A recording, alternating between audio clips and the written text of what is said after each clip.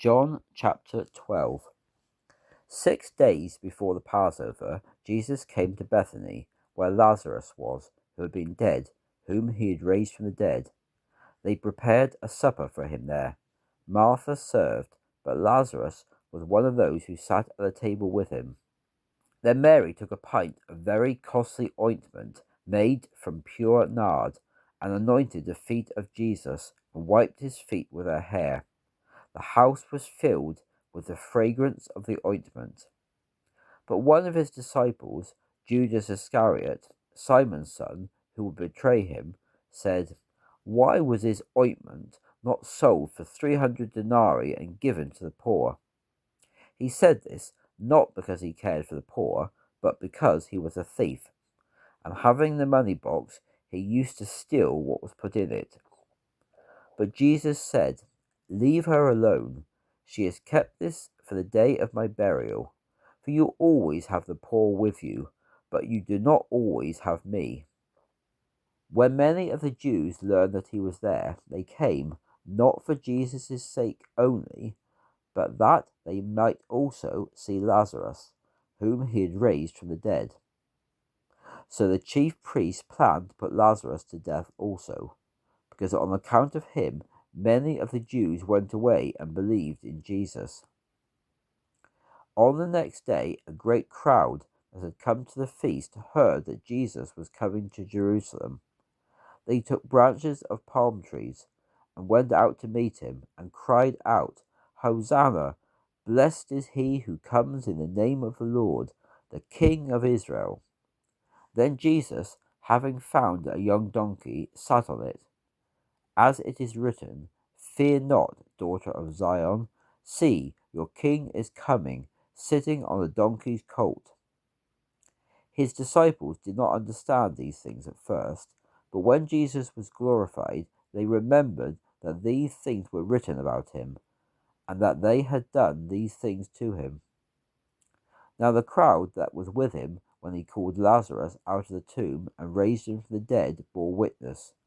The crowd went and met him for this reason. They heard that he had performed this sign. So the Pharisees said among themselves, "See, you are gaining nothing. Look, the world has followed him." Now there were some Greeks among those who went up to worship at the feast. They came to Philip, who was from Bethsaida of Galilee, and asked him, "Sir, we want to see Jesus." Philip came and told Andrew, and in turn Andrew and Philip told Jesus. Jesus answered them, "The hour has come for the Son of Man to be glorified. Truly, truly, I say to you, unless a grain of wheat falls into the ground and dies, it remains alone. But if it dies, it bears much fruit. He who loves his life will lose it, and he who hates his life in this world will keep it for eternal life. If anyone serves me, he must follow me. Where I am, there will my servant be also. If anyone serves me, the Father will honor him. Now my soul is troubled. What shall I say? Father, save me from this hour? Instead, for this reason I came to this hour. Father, glorify your name."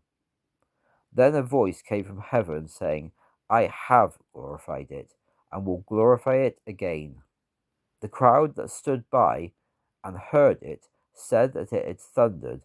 Others said, "An angel has spoken to him." Jesus answered, "This voice came not for my sake, but for your sakes. Now judgment is upon this world. Now the ruler of this world will be cast out, and if I be lifted up from the earth, I will draw all men to myself." He said this to signify by what kind of death he would die. The crowd answered him, "We have heard from the law that the Christ remains forever. Why do you say the Son of Man must be lifted up? Who is this Son of Man?" Then Jesus said to them, "Yet a little while the light is with you. Walk where you have the light, lest darkness overtake you. He who walks in darkness does not know where he is going. While you have the light, believe in the light, that you may become sons of light." Jesus said these things and departed and hid himself from them. Though he had done so many signs before them, yet they did not believe in him. This fulfilled the words spoken by Isaiah the prophet. "Lord, who has revealed our report? And to whom has the arm of the Lord been revealed?" Therefore they could not believe. For Isaiah said again, "He has blinded their eyes and hardened their hearts, lest they should see with their eyes and perceive with their hearts and turn, and I would heal them."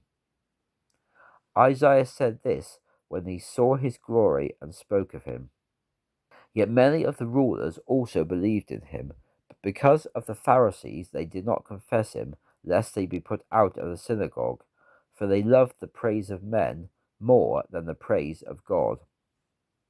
Jesus cried out, "He who believes in me believes not only in me, but in him who sent me. He who sees me sees him who sent me. I have come as a light into the world, that whoever believes in me should not remain in darkness. If anyone hears my words and does not believe, I do not judge him, for I did not come to judge the world, but to save the world. He who rejects me and does not receive my words has that which judges him. The words I have spoken will judge him on the last day. For I have not spoken on my own authority, but the Father who sent me gave me a command, what I should say and what I should speak. I know that his command is eternal life. Therefore, what I say as the Father tells me."